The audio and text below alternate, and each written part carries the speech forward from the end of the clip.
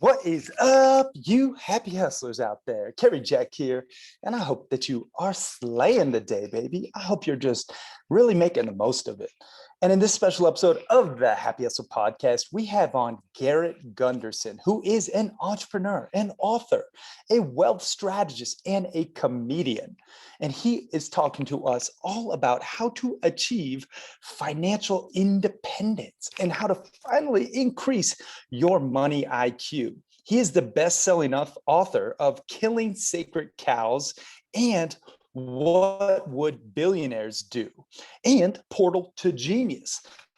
Plus, he is a comedian who is on tour right now, sharing all of his amazing money tips in a humorous, informative way. And in this Happy Hustle podcast interview, we talk all about money and how to make more of it, how to keep more of it, how to invest it wisely, and how to just achieve financial abundance and happiness. That's what it's all about, right, y'all? So buckle up, because in this episode, we're about to go deep down the money rabbit hole. Now, without further ado, after a quick word from this episode's sponsor, we're diving in.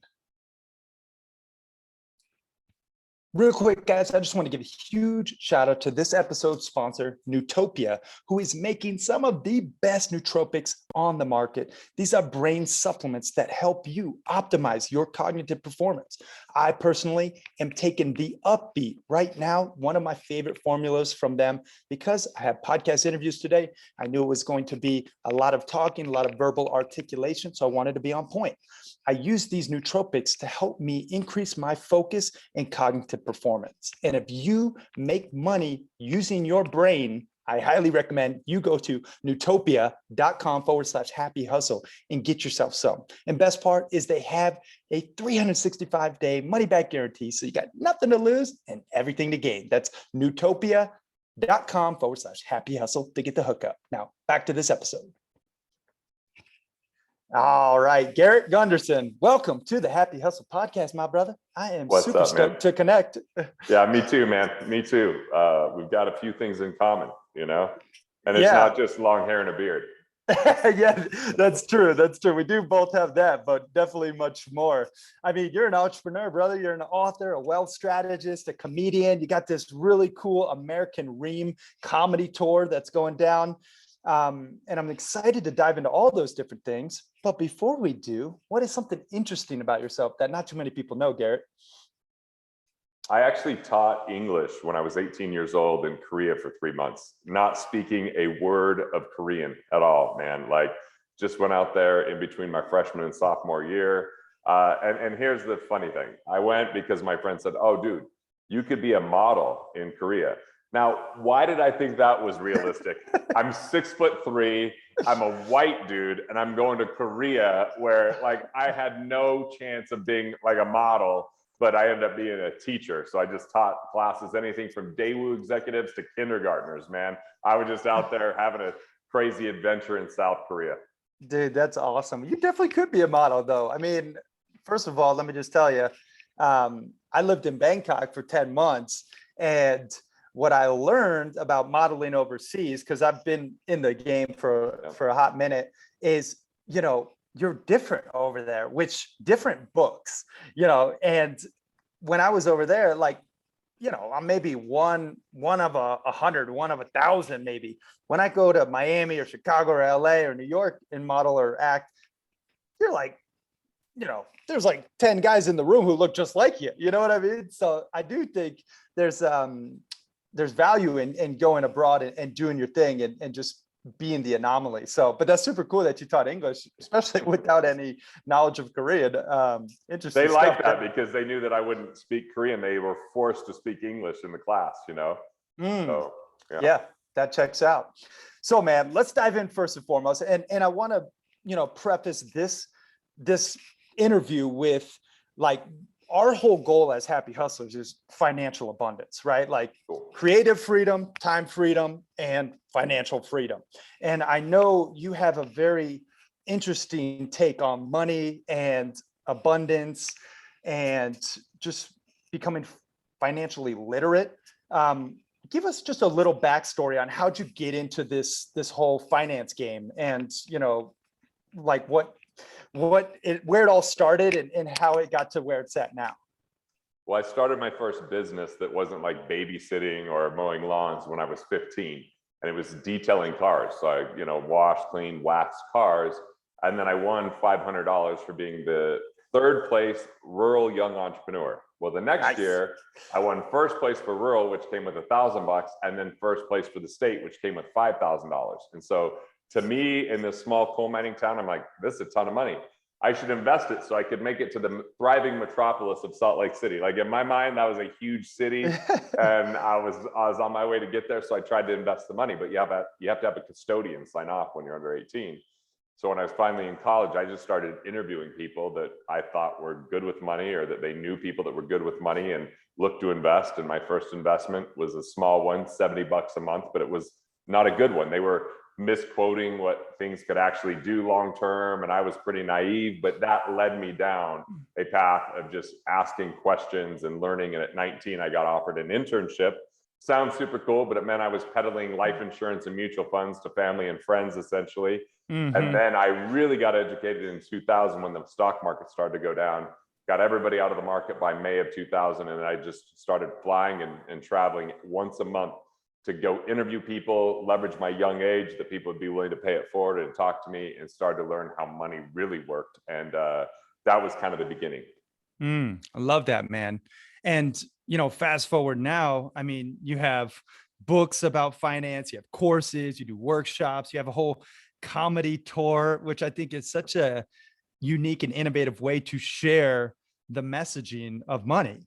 Talk to us about this American Ream tour and just, where that all came from.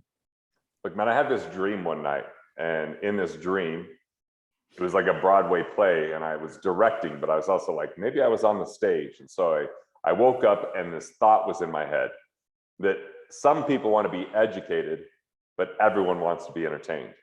And so I was like, entertainment is the language of the masses. And it could be a gateway to transformation. And all the time I'd go speak, and people were like, when I saw you were a financial guy, I was going to skip your session, but I was pleasantly surprised. You brought energy and passion and a little bit of humor.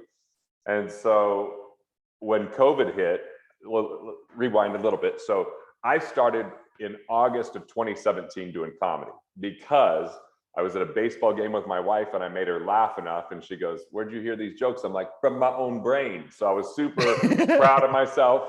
And then my buddy Keith Yackey had me speak at his event that Sunday, and he introduces me as the next speaker is so hilarious. He's just so funny, one of the funniest dudes you'll meet. And I'm like, whoa, I'm giving a financial talk, but he's saying I'm funny. So I'm just going to start with some jokes. And for 3 minutes, I had the crowd laughing. And so I was like, I just called my buddy who's a comedian. I go, "Hey, I've got this whole premise. I look like Jesus, but I've got none of his powers. And I want to write some jokes around that and go do stand-up." And some of our mutual friends showed up to support. We had 6 rows of friends show up, so I couldn't back out. Had a decent 4-minute and 20-second set. And so my buddy that's a comedian goes, "Hey, you should start opening for us. I think you got something here." And 2 years later, they're filming their comedy special, and this manager from Hollywood's in the room, and I do a 10-minute set, and he comes up and he goes, "You're really funny, but I thought I heard of you as a money guy. Like, what are you doing with this comedy thing?" I'm like, "It's a hobby." He's like, "Well, when you're ready to make it more, let me know." And so we had this conversation where I was like, nobody's talking about money. They talk about politics, religion, all these other things that are supposed to be taboo, but no one's talking about money. But I was still kind of doing this one-man show from the dream, which where I act out 4 characters, I play guitar, I do spoken word, all this way to learn about money. And I decided, you know what, rather than make that comedic, I want to make that transformational in a more serious tone. And then November 15th of 2020, since I guess COVID got to my head, I started writing this comedy special. Barry Katz, my manager, announces it on his podcast that it's going to be on April 15th because that's one hell of a day of a ream. And so I'm like, I guess we're doing this thing. We get this executive producer, Marty Connler, who won an Emmy with Seinfeld, who came on board. All of a sudden, this big team comes on board. Our director, Marcus Rayboy, was nominated for an Emmy this last year, has a ton of specials on Netflix. And I was like, I guess we're doing this then. I better get ready. And so I basically just every day walk in my neighborhood with 3x5 cards, making my team listen to me on doing comedy. I'm doing Zooms every day of the week with Zoom comedy can be painful when people are on mute, bro. Like I'm Oh like, yeah. turn on your camera, and like I didn't want to interrupt with laughter. I'm like, yes, because nothing like laughter ruins a comedian's day, right? Yeah, exactly. So, yeah. Dude, that's so cool how it came to fruition. And it's just one of those things. Like, I just want to extract the takeaway for me. You had an idea. You started with, okay, you know what? Comedy is a great way to entertain people. And not everyone necessarily wants the information around money, but they definitely want to be entertained. And I could use this medium to make people laugh, help them transform their money mindset. And now here you are, it's already shot, and you're getting, you're getting these awesome streaming deals, and you're going on tour. And I'm really happy for you, and proud of you too, man. It's just so cool to see it. So well, awesome. My manager told my wife, he goes, look, I'm 22 for 22 and discovering a comedian and getting them on a streaming service. He did Vicious Circle with Dane Cook. He did Whitney Cummings' first special. And she just looks at him and goes, it's going to be awkward when you're 22 for 23. I was like, oh, damn, but yeah, I love it. Well, let's dive in, man. One thing that really, that interests me about your money methodology is you have the win, then play. And that mindset around it. And I want to give the happy hustlers some real tangible takeaways on this interview. Talk to us about the win, then play mindset. So let's identify the other mindset so it can create the contrast and the understanding and the context. So the first mindset that most people have in money is play not to lose. Now, this isn't as much the entrepreneurial mindset as the rest of the world. So every entrepreneur really needs to understand this. And play not to lose is where people hold on to what they got. They scrimp, save, sacrifice, delay, defer, they budget, right? It's all about reduction of expenses and delayed gratification and enjoyment. And so when people play not to lose, it's a form of scarcity. And scarcity is the greatest destroyer of wealth. No amount of luck, no amount of saving, no discipline, no rate of return, no financial advisor will save someone. Because if you believe in the mindset of the finite pie, that there's only so much to go around, then play not to lose will be one of the methodologies that you'll use. Now, within the play not to lose thought process, there's two money personas on the shadow side of scarcity. The first one is the miser. The miser plays a game called preservation. And you know what? They'll end up with funds that they typically, they won't spend because they're addicted to holding on to what they've got. So that's the miser's mindset. The other mindset is the conservative, which isn't a political ideology. It's simply someone that plays the game called accumulation. They are anxious, they're hesitant, right? They're overly analytical when they're the conservative. They're gonna over save money and wait for one day, someday for that to pay off. So they're always funding their retirement plan. They're judging the hell out of you if you're not. And it's unfortunately a very limiting mindset, because either way, it's a finite game about reduction, and no one shrinks their way to wealth. So yes, they can end up with a lot of money, but they don't end up enjoying that money. They end up all about reduction. So that's the first thing, is play not to lose. The second thing is play to win. Now, some entrepreneurs kind of wear this as a badge or a moniker, like, I play to win, I will out hustle you, right? But the thing is, happy and hustle. If it's hustle alone, people get caught in this grind where they sacrifice their entire life, and then they find that their health suffers, their enjoyment and quality of life suffers. They don't build the life they love, they just end up burning out. So the first in the play to win is the striver. The striver plays a game called status, and they'll inevitably burn out because they think that they can just work harder and that'll solve everything. The other one in play to win is the high roller. And the high roller plays a game called opportunity. And they cut corners and take unnecessary risk. And sometimes the high roller is like the all hat, no cattle type of person, right? The $30,000 millionaire. So they look and act the part, but it's all rented. It's not real. Yeah. And so play not to lose or play to win are forms of scarcity. One is hiding from our problems. The other one is running from our problems. But both of them have this void that no matter how much you save or no matter how much you earn, you're never content. You never find joy. You never create space for actually just doing things that you love to do. And I know that's a big part of your message in what you do. So win then play says, let's win before we begin. Let's determine what that win is and determine what the game is that we're going to play. Not the game that other people want us to play, not what well-intentioned preachers, teachers, family, and friends thought we should play, not the container society created for us. You know that game, it's all about more, bigger, better, faster. No, you design a game worth winning and then play that game. And when you've won because you created a compelling vision you never want to retire from, you've already won the game, and the win is in the work, and the win is in the lifestyle, and the win is in the choices that you make because they're fulfilling to you, because it's something that matters. And that goes to your passion, purpose, and positive impact tagline is when people win then play, that's the natural kind of way and flow of how things are going to go. Damn, brother. Amen. Amen. I mean, I highly recommend all the happy hustlers rewind and just go listen to that again, because there was some absolute gold dropped in there. And it really is, win them play, identify what winning even looks like first and foremost, you know, right? Like, what's the first step? Is it identification of the win and then moving forward to actually playing the game and the winning in the work? To win is to know and live our soul purpose. SOUL. Soul purpose is to know our values, which is our script for how we operate, combined with our passions and abilities for the highest context of our living, which is vision. See, soul purpose isn't formulaic. You know, that's great for you know, copying systems and processes, but it limits our individuality and our self-expression. So the key is to listen to who you are, to listen to your intuition, to be in nature, to find those quiet moments where you can ask yourself, what do I want? And when you create a vision that's so compelling, and all you have to do to create a vision is be willing to speak it into existence, even if you don't feel like you have the resources or bandwidth to realize it at that time. See, when you're play not to lose or play to win, then usually we think we have limitations around time, money, or resources. And those are only limitations when we try to do too much alone. When we try to do too much ourselves, we get trapped in a losing game. But when we have a vision that's compelling, it allows for other people's abilities and resources to support us as well. So this is the key. Vision is the win, right? Vision is the win. Value is the way. Dollars are the byproduct of that value, and prosperity becomes our state of being.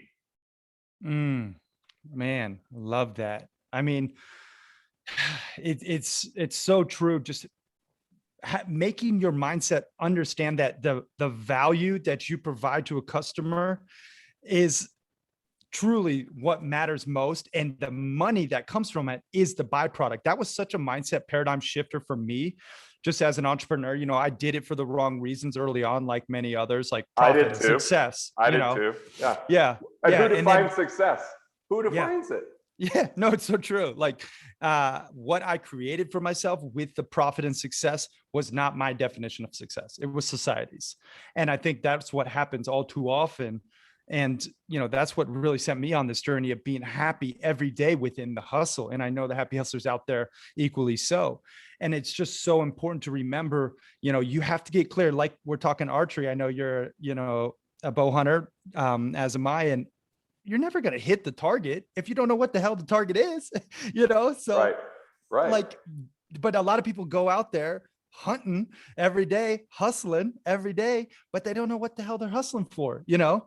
And so I just think having that vision clear first and foremost, then figuring out what value that you can truly provide to the people that you want to serve, then get the byproduct of money as a consequence, you know, it's that order. Yeah. And vision is not a goal or an objective. Vision is the container in which we live into. It tells our brain what's important and what to pay attention to. We have to create a vision bigger than our problems and beyond our current reach for that to come to fruition. Otherwise, if it's like, oh, I want to save a certain amount of money, or I want to run like that's a goal, right? But a vision is context for our entire life.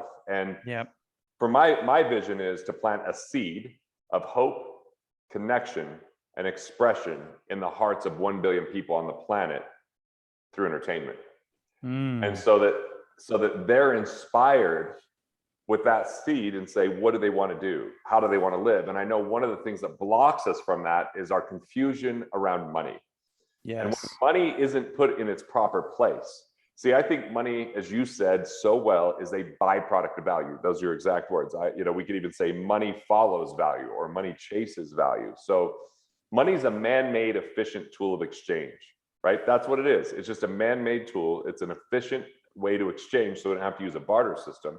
It's a place where we store value for value created in the past and the current value, but it doesn't dictate our destiny or even reflect our potential of where we can go.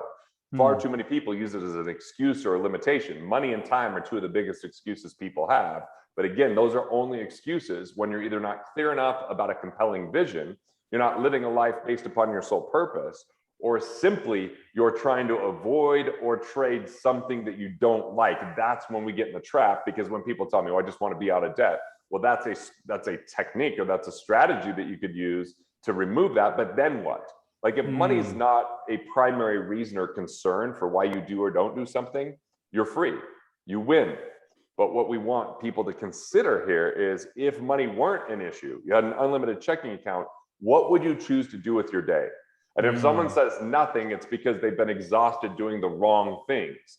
And if someone says something different than what we're currently doing, they're not living their purpose or vision to the full degree. And typically they'll say, well, it's because I need to have the money first. But that's not actually true, because I didn't come from money and I had to be really resourceful, right, to get there. And what I have now isn't where I started from. I started from, my parents loved me. They took good care of me. Not everybody even has that kind of a situation. So I think a lot of times we're limited by our childhood wounds, and those childhood wounds dictate what money persona we are and the scarcity that we live into. But if we can opt out, have the awareness of scarcity, and choose abundance, it doesn't mean that everything goes perfectly according to plan or always go our way. But what it means is we use love, faith, and hope. We use human ingenuity and innovation.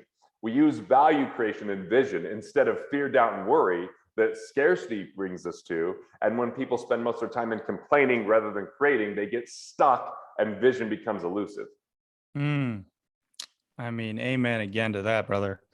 It's definitely something I think all the happy hustlers need to just do a quick gut check. Like, are you operating from scarcity, or do you operate from that abundance mentality? And do you have a vision for yourself? I mean, I love that even our visions are kind of similar, because I jump on my mini trampoline every day, and I'm the world's greatest happy hustler. I educate, inspire, and entertain over 100 million people every year with my content. And I blah, blah, blah. And I get into all my thing. And it's like, it's so true. If you have a vision, bigger than yourself, and you have a why, which is the fuel to your fire, the inevitable adversity will strike, but your why is what will allow you to persevere past that adversity.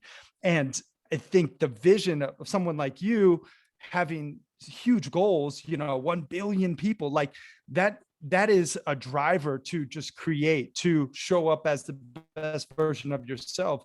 And eventually you reach a point in your journey as an entrepreneur or as a happy hustler where the money really, like, more doesn't matter, so you better have a strong enough why to keep fueling you as you do. Right. When I was in my 20s, the money mattered. I measured myself by the money. And I would say it this way: money is a great companion, but a terrible solo artist. If we measure our life by our money, we're always going to find people that have more. And we're always going to find ways where we could have made more or could have done more. And it's a pretty vicious trap. But I think money's great. I really like it. I look at it a lot in my life now like air. There's plenty of it, so I don't really worry about it. But when you're suffocating, you start to think about it a whole bunch. And I've been in those moments, Yeah, in 2008, as have I. I got over leveraged with real estate in 2008 and launched a book at the same time. And I felt like I had to go through my own crucible to figure out like what I was actually teaching and if it was real or not. And it was a painful experience, but it also gave me compassion. It also gave me permanent lessons. Instead of like being frustrated with it, I said, what can I learn from this? And what could other people learn because of what I've gone through? And I felt like it was a masterclass in 2008 that no college degree, no PhD, almost nothing else could have taught me, because I was in the pain and asked questions other people weren't asking. So look, I mean, I don't say any of this saying, oh yeah, well, look, I'm here in this place now, and so it's easy. It doesn't mean it's easy, but I'm also choosing a comedy career, which is not easy, right? Yeah. It's not like I'm complacent. I'm going, hey, I hit the Inc. 500, right? Paid contributor for Forbes and New York Times bestseller. What else will challenge the hell out of me? Comedy. Let's try Yeah, that. And stand let's up. do 15 cities while we're at it. Why not? Yeah, in a pandemic. In a pandemic. And I bought my house. I bought a new house and sold my old house a few weeks ago because I'm like, what else could I add stressor? I sold the company. You know, I just said, how can you have more life change in a very condensed and talk about the happy hustle, like stay happy in that, right? Yeah, dude, that's a lot. Wow, that is a lot. I mean, um, it's really one of those things where you just have to continuously grow through it. You know, like whatever you go through, you grow through, and just making sure that you're pushing yourself. I mean, here you even have someone like Garrett, guys, telling you, you know, he's been on the other side where he was, you know, over leveraged in real estate and went through financial hardships, but he grew through it and he figured out a way to evolve. And I think it always stems back to education, financial literacy. You know, that was the determining factor, at least for me and my money journey. Now I'm still very much on my journey. Like I'm, you know, I feel so grateful for my abundance. However, I'm still on my journey. And Garrett's still on his journey too, you know, but there's levels to it, right? And I stem back to the financial literacy component, as ignorance is a choice. If you don't know the difference between a stock or a bond, that's your choice, because all that information is right at the touch of a button with your phone. And it's like, you can learn from people like Garrett. You can buy his books, you can go to his workshops, you can even heck get a giggle out the deal and go to a comedy show and learn. You know what I mean? It's like there's information out there. So first and foremost, guys, you have to educate yourself. Now, I do want to touch on your 4 I's, Garrett, because I think this is really important for people. Talk to us about the 4 I's. I know you got IRS, interest, investments, and insurance. Give us, you know, a little bit of knowledge and education on each of the 4 I's, would you? People are spending so much time and energy budgeting and setting money aside for the future, and this will outperform it with less effort. See, these 4 I's are the 4 I's to efficiency. Most people tip the government. They just tip the government. And look, I like tipping waiters, not necessarily the government.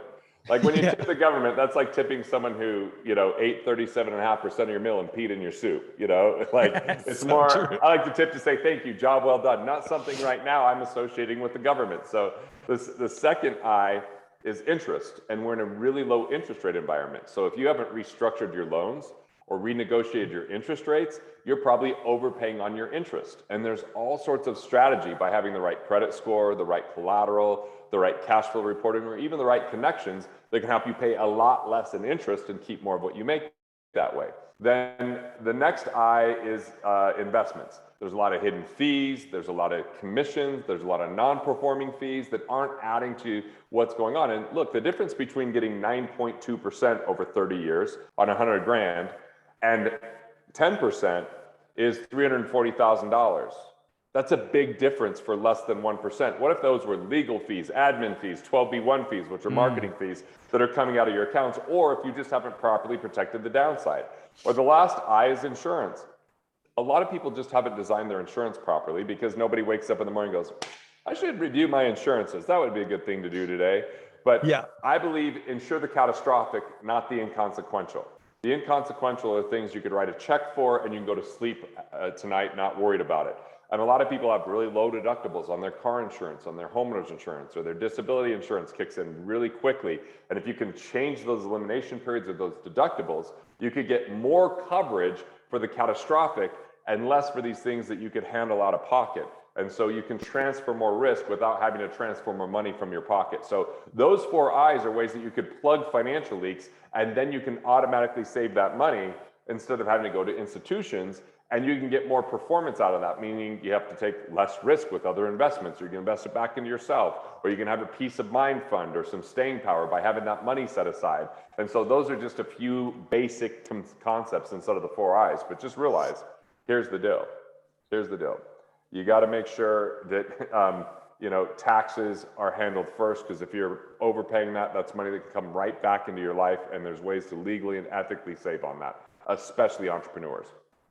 Yeah, such a great point. I mean, first and foremost, taxes, like everyone pays them, and we have a choice to pay more and tip the government more, or you could be diligent and figure out how to set yourself up so that, you win, then play, right, with your taxes. Totally. What is just like base level, like the happy hustlers that are out there listening to this, are like, what's the first step just to lowering my tax burden, Garrett? Okay, so I'll give you the framework. And the third part of the framework, I'm going to give you the first because it's most important. It's reclassifying your income. When you choose the right corporation, you might be able to avoid self-employment tax, which can save you up to 15.3%.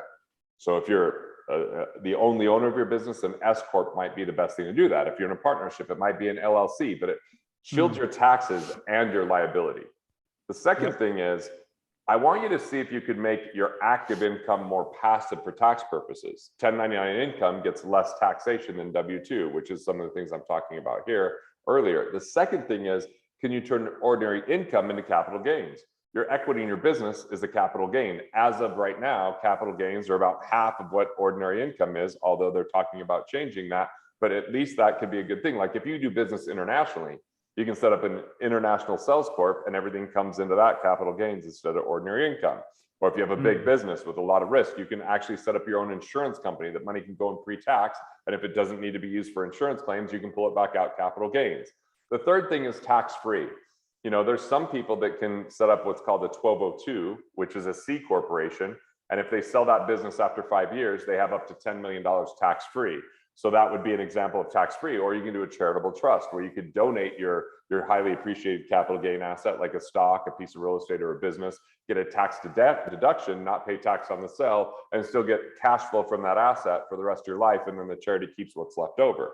Or even learning about things like tax arbitrage, which are spending $1 and getting more than $1 back. Most entrepreneurs make a mistake. They spend $1 and save 37 cents. And it was something they wouldn't have bought otherwise. So like I have artwork. True. I have artwork that I bought that when I donate it 3 years later, I get back $2 for every dollar that I spent on it because of the way I buy it. Or if you own a bunch of property, like you could do a conservation easement, which means no one can ever build on that. You get an accelerated tax benefit for preserving that land. So just a couple examples. That's reclassification. The first bucket is get the right team. Have good timely data that comes in with a part-time bookkeeper or a controller or a CFO. Have a tax strategist that meets with you every quarter and helps you maximize your deductions. Most people have CPAs that tell them what they owe at the end of the year. Get an attorney, because a tax attorney, if you're making millions, or corporate attorney, so you choose the right corporation. And if you own a commercial property, get a cost segregation engineer. That is your team. Then maximize your deductions by every time you spend, say, is this related to my business? If it is, meet with your accountant and say, can I write this off? Every quarter you're asking yes or no. You throw things out that don't apply. And then, I've been able to write off trips to Italy because I did, retreats for my business. We did our annual corporate compliance while we were there. We filmed some things that ended up being in videos that we're using. So I was able to write a portion of that trip off. I was able to write off a portion of my Can-Am, which you probably know what a Can-Am is. It looks like a little Batmobile because it's in the beginning of my podcast. And when people come up for immersions, which I'm doing one tomorrow, we go ride around on that. So I can't write off the whole thing, but I can write off part of it. But most people don't communicate with their team, so they end up overpaying on their taxes. So that was a lot in a short period of time on the tax there, but there's some ideas. Hot fire there coming at you guys. Again, press pause, rewind, and then just get your pen out and start taking some damn notes. Or, Garrett, you guys do this stuff with your team, right? Like where can people go if they're like, damn, I just need someone like Garrett and your help? Talk to us about that process. Yeah, if they go to wealthfactory.com/tax, they can get some really cool resources around tax that can help them out with that. I host workshops that we actually spend 2 days to really dial this in and get people, figuring out everywhere where their money's leaking, how they keep more of what they make, how they create a vision. And GarrettGunderson.gg, if you buy comedy tickets, then they offer you the workshop afterwards, or you can say, I hate fun, and just go to the workshop alone, right there on the site. But those are a couple of resources that way. And I don't really have budgetingsucks.com, my book there does delve into the tax realm. That of all my books, that one is my newest book, and it's the one that gives the most content around cash flow and taxes. Killing Sacred Cows is pretty philosophical, how to avoid scarcity and embrace abundance. What would the Rockefellers do, or what would billionaires do? Very much practical on how you can start saving money in a very tax favored environment and get cash that comes in after you die to create a legacy. Where Budgeting Sucks is kind of A to Z of your finances. And I think you can, I don't know if there's a free download or a $3, it's pretty inexpensive to grab that.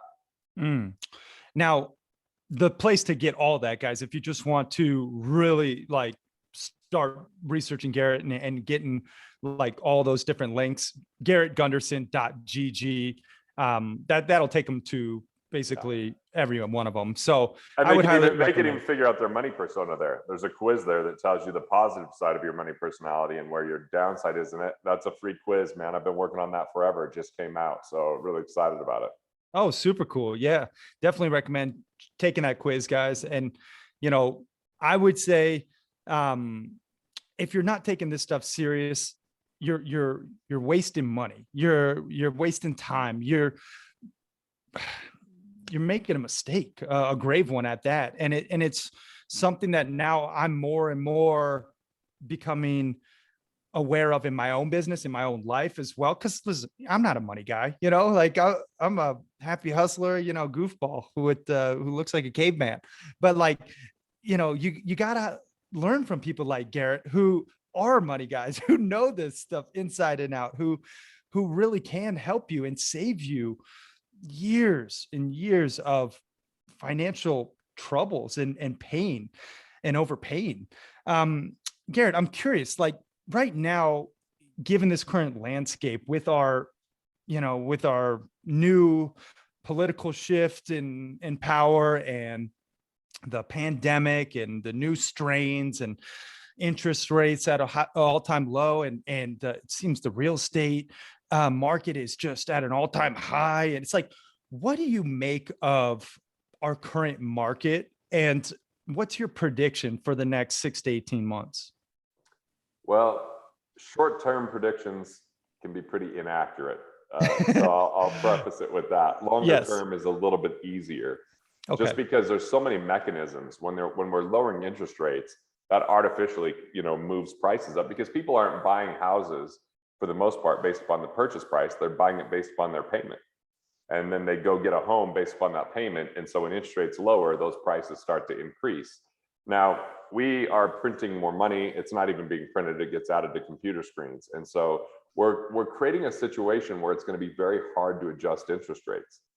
Because if the interest rates go up, servicing that debt becomes more expensive for the government.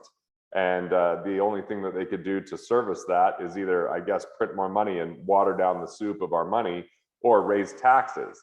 So they are very much, Biden is one of the few people, if the only one ever, that actually won with a campaign about raising taxes. He was very clear that he wanted to raise taxes. That's a pretty rare situation. So taxes could be going up. Inflation is inevitably going to come, because when you're adding that much money to an economy, that has an impact over time. So what I find is, you can't really sit around and just hope for the best, setting money aside and go. The stock market doesn't make sense at this point because of the flood of money. Like if we sold those businesses that have there's businesses on the stock market that have franchises, but if you sold those franchises, they'd be selling for 10 times more than the franchise is worth based upon the stock price. So that's very concerning to me, because as we keep printing money, as people keep getting, checks that come in that they didn't earn, but they're just saying, hey, we're going to help support you. And then they're putting that money in the stock market. It starts to build that up artificially. When real estate starts going up in value because of low interest rates and limited supply due to a pandemic, we're going to find a bubble. More people are looking at crypto now than ever because they don't trust what's going on in the inflationary type of structure. But there's a lot of that that's not going to work out, some that is going to work out. So it's really hard to discern. So we also have that more businesses are changing hands now than ever. We got baby boomers retiring. And so we're seeing a massive transfer of wealth that on the other side of this, I don't know if 18 months is too soon. It might be more like 3 years or even 5 years. We're going to find the rich get richer And we're going to find the middle class having a harder time keeping their head above water because prices are going to increase, but their income will not increase at the rate that those prices increase. And all of this distribution where we're adding money and we're giving people money will still end up in the wealthiest people's hands, those people that buy assets that are more inflation guarded, people that are buying businesses, people that focus on how money works. And so unfortunately, this is going to be a very painful situation for people that don't understand the money game or the entrepreneurship game, because they're just going to be in a place where their lifestyle is going to suffer. Yeah, man. It's so well said. And it's a scary time, especially when you put it like that. It's definitely something where you have to understand the money game. You gotta do the due diligence. That doesn't mean spreadsheets and numbers. Yeah. Ironically, I'm not really great with spreadsheets. I'm good at the concepts. Once you understand it philosophically and it makes sense to you, I watched The Matrix again recently. It's almost like now you can look at it and know what's going on in the Matrix, where it doesn't just look like a bunch of crazy numbers, like, right, once they understood it. So like once you understand the concept of money as a store of value, as a byproduct of value, as you learn value creation and you invest in yourself and your skill sets, and then you automatically save money, just automatically set money aside. And then with that, build up enough liquidity. And then when you have enough liquidity, now you're ready to invest because you figured out your investor DNA, which is risk is in you, the investor, not the investment. Don't invest in things you don't understand. Get really good at a few things and focus instead of diversify, and then protect what you focus. I know that's different than what most people hear out there, but that's really the roadmap of the wealthy. The wealthy that diversify, it's because they have so much money, they have to diversify. Yeah. But they got wealthy with focus, not diversification. Diversification is about preservation, where focus is about growth. Figure out what's going to make sense for you and don't invest in things you don't know. If you don't know crypto, it's not going to be the right investment for you. If you don't know real estate, it's not going to be the right investment. If you don't know business. But if you do know those things, then invest in that. And if you don't, create the skill set. I invested in my comedy career by surrounding myself by people that knew the game. I went on stages. I figured out a process over time, which was about co-creation and collaboration. And most people are in isolation, and isolation takes too long. Co-create and collaborate to get there faster. Yeah, so well said again, man. In terms of focusing right now, let's just speak to the happy hustlers listening, and they're like, Garrett, man, I got a business. It's making money, maybe six figures, right? I got, maybe a property, a real estate asset, and I got maybe my hand in some crypto, just to hedge my bets. Where would you focus right now, given the inflation that's coming, given the taxes that will most likely increase? Like, what's your take? Where would you be focusing? So my steps would be save on tax, save on interest, save on non-performing fees and investments, and cash out of ones you don't understand, get better with your insurance, and then take that extra cash and put it into your business and find out, what is it? Is it process? Is it automation? Is it people? Find ways that you can start increasing your impact or more deeply impact those people you currently serve, and focus on accelerating cash flow with that. By increasing that cash flow, see, small businesses can have big gains, where big businesses, it's harder to get that because there's a saturation. So what is it that's going to make you a more sustainable business? What is it that you're missing that you can add more value to the people you currently serve? You can go ahead and, ask them, survey them, figure that out, and just look at where are your bottlenecks and where is it that you're not delivering as much as you want, which might be a refinement of getting even more focused and, eliminating some things, or maybe it's adding something that's missing that makes a big difference. Many times that is hiring the right people or investing the time to really get clear about your vision, which will drive everything that you do. And that's hard because sometimes when we're in the grind and we're in the hustle, it's hard to take and hit pause and be like, what is it I really want? Is this what I really want to do? Yeah. I mean, it's a great point. Like, again, guys, go back to the 4 I's. Identify, okay, where you can save on taxes with the IRS, what interest, that you're paying right now, and, how you can maybe refinance your interest rates. You should be paying less than 1.9% on a car loan, less than that. You should be paying less than, I just got a jumbo loan for 2.75%. I could have gotten 2.25% interest only. I mean, those are pretty low. And if you're willing to shorten your mortgage, which I'm not, because I like control of my money, you could get even below that. Even credit cards are negotiable. There's so much opportunity there with a little bit of time that makes a difference over a long period of time. It may not be the funnest thing to do to get these things set up, but once they set up, they pay off for long periods of time. It's not just like saving tax this year. It's about when you have the right strategy, you're going to save tax each and every year from something that might only have taken you a few hours, but could have a huge impact over time. Oh yeah, the compound effect, like Darren Hardy says, and that one change this year in your tax structure, or like I'm currently becoming an S corp, just as you mentioned, that's going to save me a ton from my last year's tax. Salary plus dividends out of the S corp, and you'll avoid at least 3.2% tax, but up to 15.3. Yep, I love that. I'm definitely going to have my CPA listen to this episode, but just like maybe go through some of your tradings too. Awesome. Now I'm curious. You mentioned like how you took out a jumbo loan and how you leveraged debt, and I know some people are like Dave Ramsey, debt is bad, and then some people are like Robert Kiyosaki, I love debt. Give me more debt. It's like, what's your take on debt? So we always pay interest, whether we borrow money and pay it to the institution, or whether we pay cash and we forfeit the right to earn interest. Either way, there's an interest cost. Everybody has a cost of money. Your cost of money is your highest long-term rate of return that you can earn on anything. Now, for some people, that cost of money is 29% on their credit card. And if they don't pay it off, it's costing them $1.29 because of that interest rate accruing, right? But let's say that I can get 5% without any concern, almost guaranteed, which I can do. And I'm only paying 2.75% on my mortgage. Now, the first consideration is economically, it makes sense to have a mortgage because I'm outperforming and I could pay that off faster by keeping control of my money. But we also have to take into consideration peace of mind. Peace of mind is different for each individual. I have a friend that when he left to become an entrepreneur from a corporate job, his wife said, we'll do it, but I just want you to pay off the loan. I want you to pay off the mortgage. And he goes, but it's only 3%. We can outperform it. She goes, I just sleep better at night. He sold 19 businesses and he's still married. So that was a good decision. Yeah. So look at the peace of mind and the economics and combine that. And for some people, they just feel better. And you are your greatest asset, not a stock, bond, or piece of real estate. So if you do things that lower your abundance and create scarcity, like finance something that you're worried about, then that's not meant for you. You're meant to pay those off. But here's the problem with Dave Ramsey. He's just saying, no matter what, pay off your mortgage. But the problem is most people don't, because they end up moving, they end up refinancing, or they tie up all their money in equity jail, meaning when you prepay a mortgage, it doesn't lower your payment, it just shortens your payment because it's amortized.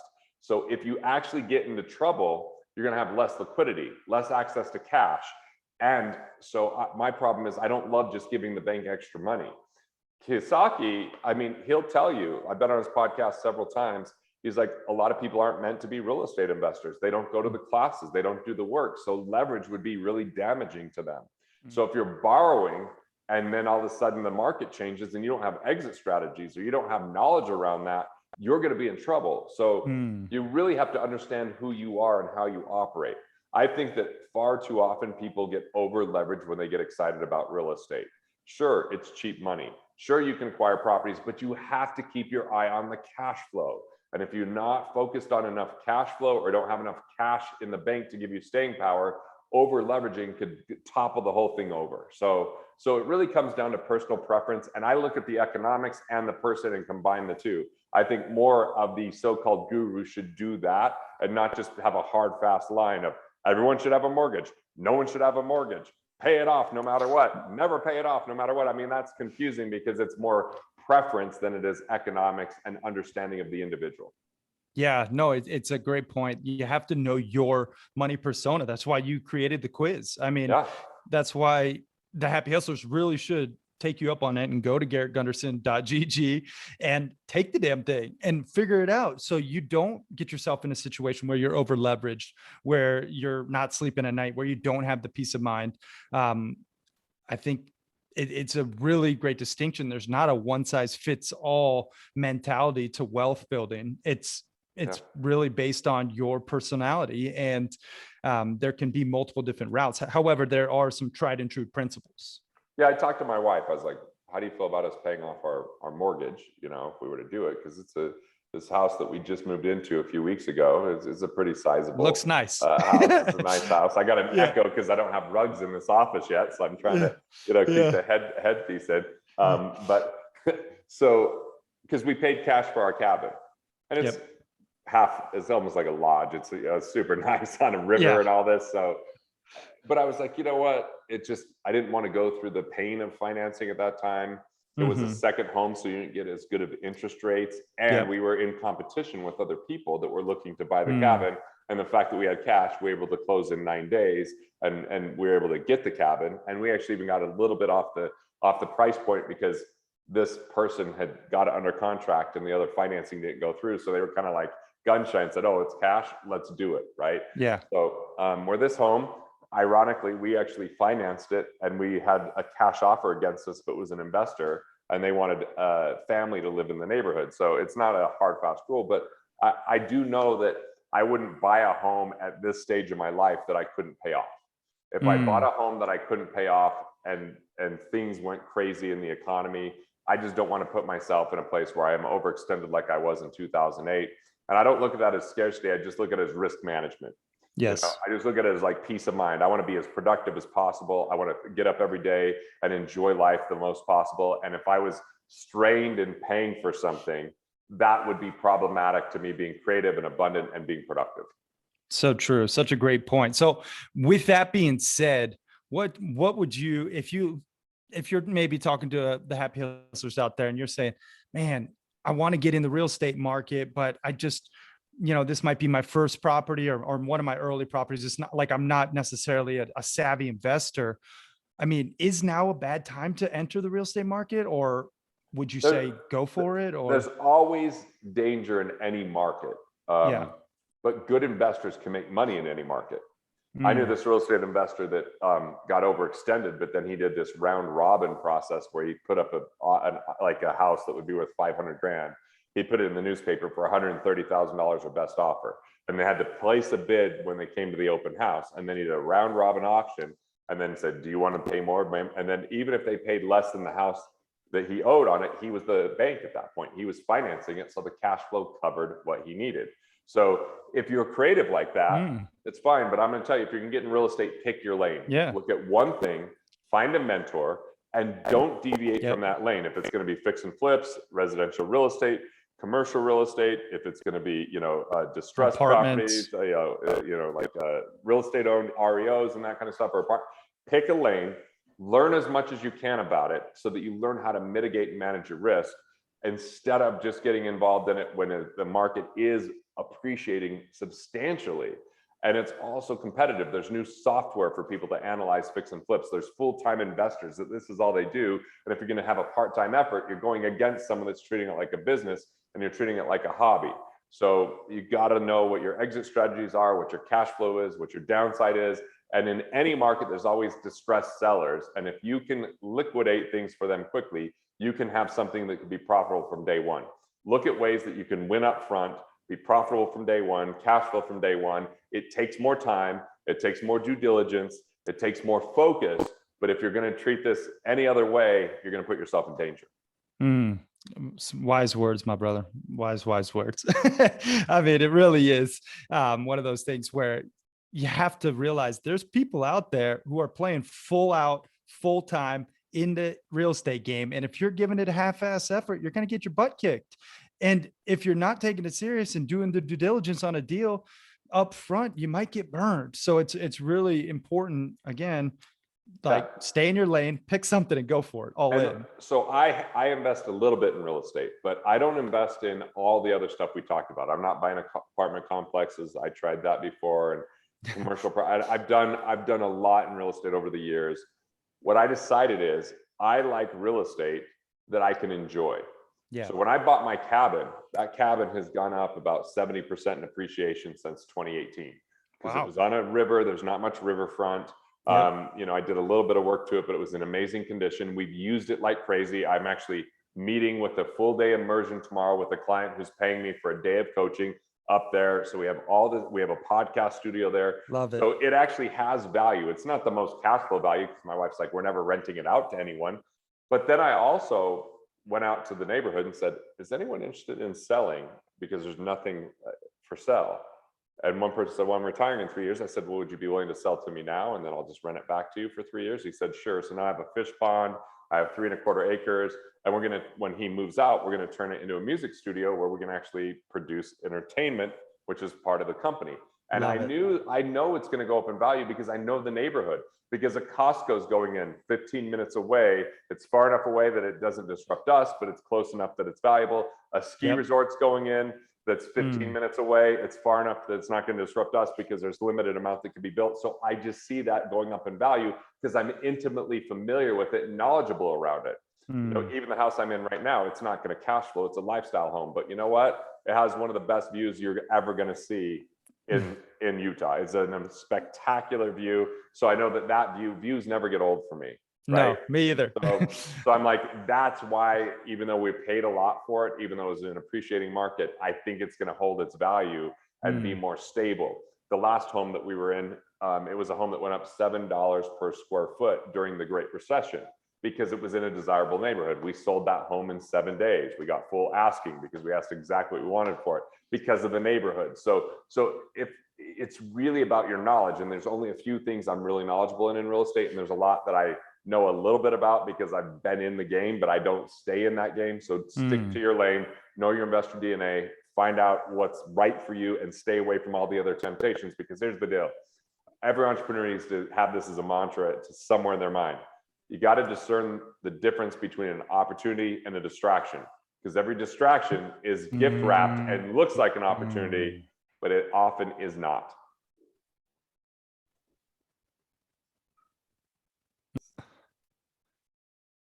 Oh, did we cut out a little bit there? Oh, a little bit, but say that one more time. That wise words to live by. Got to discern the difference between an opportunity and a distraction. All distractions come gift wrapped and look like opportunities, but often are not. Your time is valuable. Your life is valuable. Your money is valuable. You got to learn to say no to things that are good so you can reserve your time for the things that are greatest. Love it. Just use discernment, y'all. Get out there, figure it out. If it is an opportunity, great, seize it. If it's a distraction, say no to it and keep it moving. Stay in your lane. I love this, Garrett. This has been just such an amazing interview. Now, I do like to ask all my happy hustlers a couple different questions in a couple different disciplines. Okay. I call them happy hustle hacks. This is basically maybe a tip, a tool, a tactic, something you use to happy hustle in this area. And first, I know health is a priority in your life. I mean, it's a priority in everyone's life. It should be, at least. What is a happy hustle hack that you use for health? So I like to do hikes and walking while I'm memorizing comedy and my one-man show.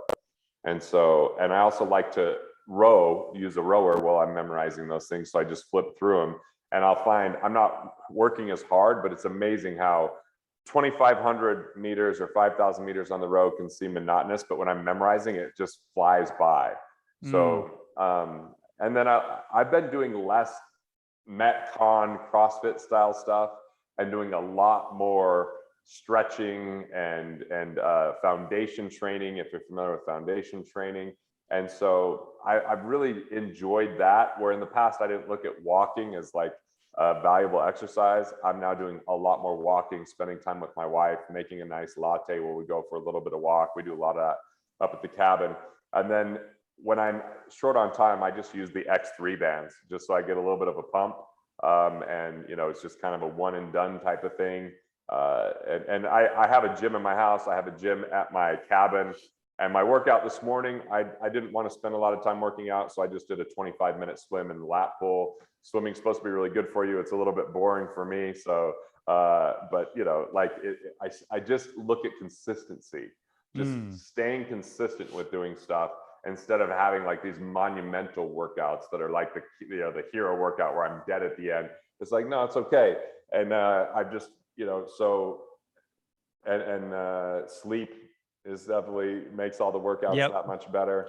And like having purpose to it, like going hunting. Okay, now I need to do some hikes, so I'm in shape to go hunting. Like adding some of those elements where there's a reason to it other than just look good or feel good, which are great reasons, but like they give you a little bit more accountability. And, For sure. and then, I always have people that come and work out with me at my house, which is fun, like my friends. So we have a little bit more going on that way. And I'm less likely to skip it. So I've been really consistent for several years now. Love that, man. Yeah. And it shows. And one thing I like to just outline is stretching every day adds 7 years to your life. So touch them toes, baby, because it is important, I do the 5 Tibetan stretches most mornings. I do the like where you just do the like move your hips and kind of do the kidney slap. I do the cat cow. I do the downward dog and the cobra. I do the rebounder. And then the tabletop. So I'm doing so much more stretching now than I used to. Love it. Yeah. And I love doing Tai Chi. I've done martial arts since I was a boy. So I'm big into just moving meditation, and Tai Chi is one in which I love. And my Kung Fu master and Taoist priest, Master Chen, he really has, well, you can look up his videos and stuff, but the 8 Brocade is a really great place to start if you're new into Tai Chi, and just another form of movement, of stretching. It's all moving that chi, that life force energy. So yeah, I great tips. I like to get the activation of the, what is it? The crap, I just forgot, but like where you kind of do a little slap, a little here, and it kind of gets the lymphs going, right? You get the lymphs going here and here, then do it a little bit at the chest, then under here, and then at the stomach. And so it's just a little bit of like kind of rubbing it and then slapping it, and it just gets the stress lowered. And a lot of times I'll start my days that way too. Love it, man. Those are great tips. Now, I do want to ask you a happy hustle hack that you utilize for your marriage, for your relationship, something that maybe you implement, with your wife that you can share with the happy hustlers. You have to have a vision for your business. You got to have that vision for your marriage. So my vision is to be a premier romantic and an extraordinary husband. And so with that, we've initiated date nights. We haven't been doing it as much lately. We have a lot going on, but weekly meetings where we go over everything, say, how am I doing on a scale of 1 to 10 as a husband? How are you? And then I rate her, and then what would I do? What would I need to do to get to a 10? And then just like, I just love being like a flirt and just treating it like it's day one. So I joke with her all the time. I'm like, hey, you want to stay the night tonight? We've been married for 19 years.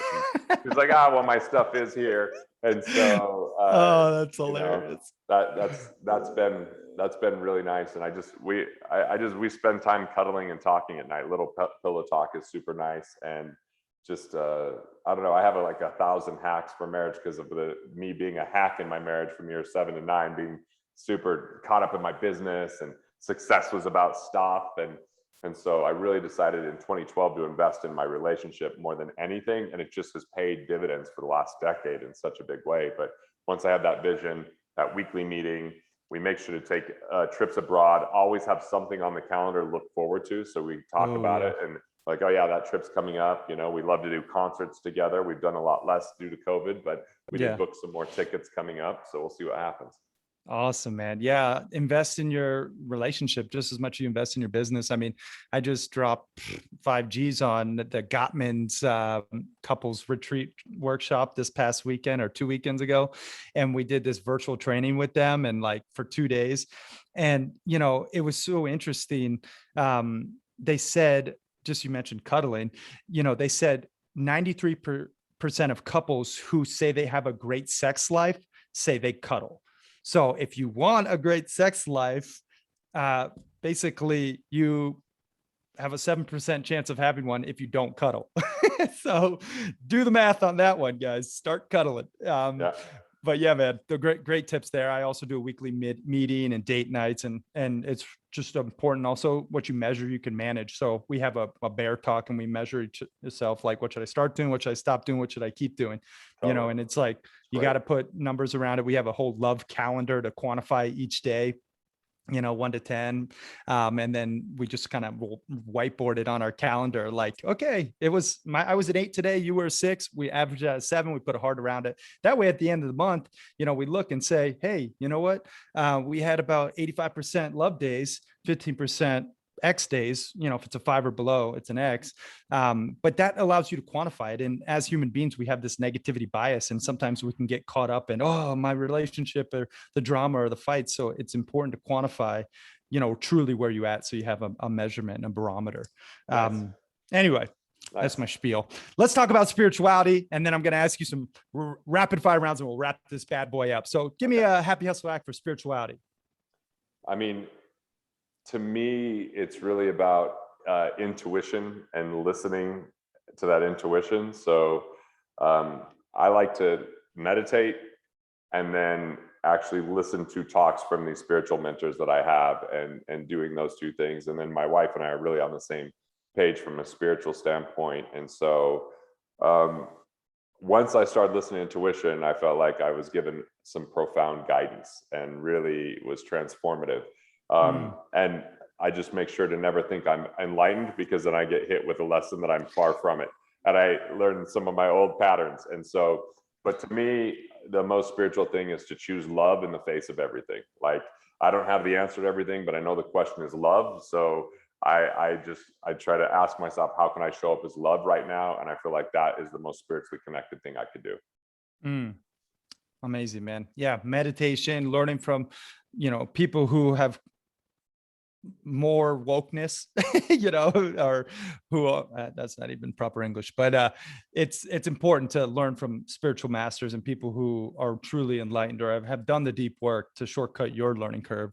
And love is always the answer. Kindness wins. Those are great, man. This has been such an amazing interview, Garrett. And I do like to ask all my guests some rapid fire round questions. All right, let's do it. Basically where I ask you just random shit and you answer first thing that comes to mind. Are you ready? I'm ready. All right. Favorite movie? Go. V for Vendetta came up first. I don't know if it's for sure my favorite, but I love it. That's awesome. Favorite food? A good ribeye is hard to beat, but even an elk backstrap is right up there. So true. Favorite? Oh, well, favorite book. I was going to ask you something different, but favorite book? Conversations with God. Nice read. Best business advice? Don't see yourself as your business. Look at it as a canvas to create value, not as your identity. Love that. What's your spirit animal? I think it's like the owl. I just love these owls, because it reminds me of my great grandma. They show up in a lot of my most spiritual dreams, and I don't know that much about them other than there's wisdom there, and I seek wisdom. So yeah. Hey, love it.